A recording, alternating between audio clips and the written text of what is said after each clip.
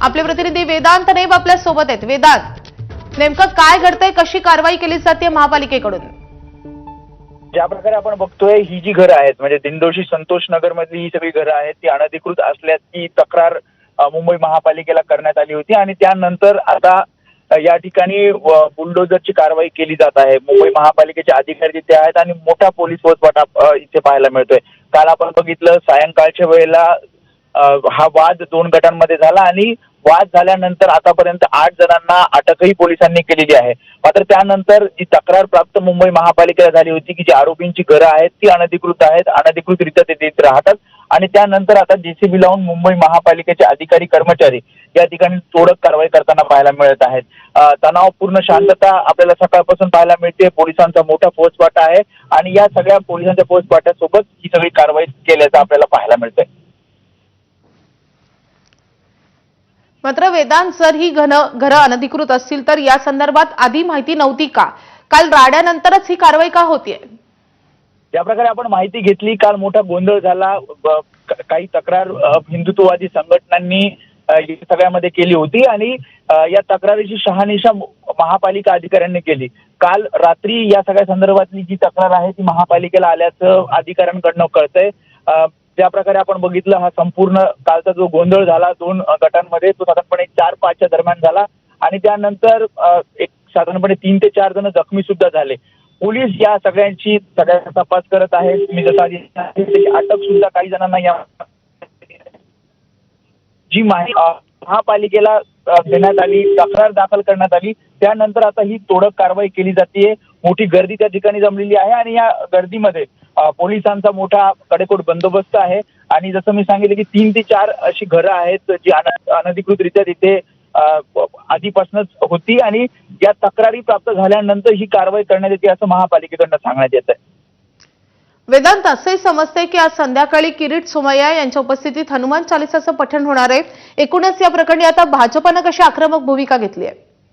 हिंदुत्ववादी संघटनांनी ज्या प्रकारे सांगितलं की इतर धर्मियांकडनं हा हल्ला करण्यात आला आणि 2 धर्मांमधील वाद असल्याचं हिंदुत्ववादी संघटनांचं म्हणणं आहे आणि अर्थातच भाजप नेते किरीट सोमय्यांनी सुद्धा या सगळ्या संदर्भात प्रतिक्रिया देताना आपण स्वतः या संतोष नगरमध्ये जाणार आहोत, जी काही काल गोंधळ झाला या सगळ्या संदर्भात माहिती घेणार आहोत आणि हनुमान चालीसा पठण सुद्धा त्या ठिकाणी करणार आहोत असं सांगितलं।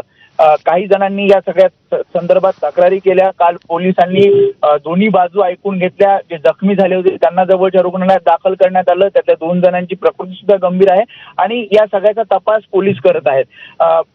मी जसं सांगितलं की 4-5च्या दरम्यान हा सगळा गोंधळ झाला होता। त्याच्यानंतर एक साधारणपणे 2-3 तासानंतर वातावरण नियंत्रणात आणण्यास पोलिसांना काल यश मिळालं आणि आज सकाळपासून सुद्धा मोठा कडेकोट बंदोबस्त या सगळ्या परिसरामध्ये पाहायला मिळतो आणि अशामध्ये ज्या तक्रारी प्राप्त झाल्या आहेत, जे आरोपी आहेत असं हिंदुत्ववादी संघटनांचं म्हणणं आहे, त्यांची घरं ही अनधिकृत असल्याचं समोर आले आणि त्यानंतर ही तोडक कारवाई। वेदांत, मी तुला अगदी थोडंसं थांबवते कारण स्थानिक आमदार सुनील प्रभू सध्या फोनवरून आपल्या सोबत आहेत।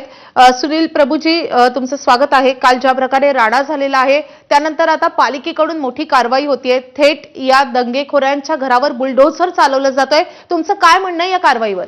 असं आहे की ज्या पद्धतीने समाजाच्या विघातक अशी कृत्य जी मंडळी करतात त्यांच्यावरती अशीच कारवाई केली पाहिजे आणि काल ज्या पद्धतीने झालं ते अत्यंत घृणास्पद आहे, निंदनीय आहे, त्याचा मी निषेध करतो आणि जे दोषी आहेत त्याच्यावरती कडक कारवाई झाली पाहिजे आणि महानगरपालिका करते ते इलिगल आहे त्याच्यावरती कारवाई होते।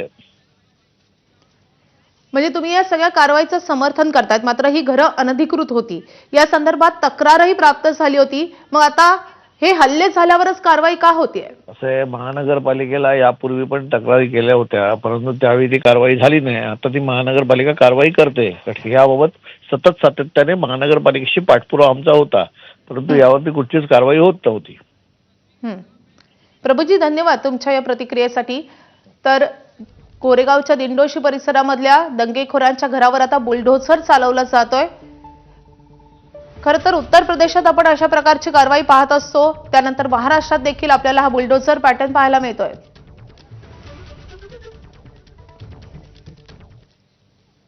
मुंबईतल्या NMCCच्या 3ऱ्या वर्धापन दिनानिमित्त खास कार्यक्रम आयोजित करण्यात आला होता।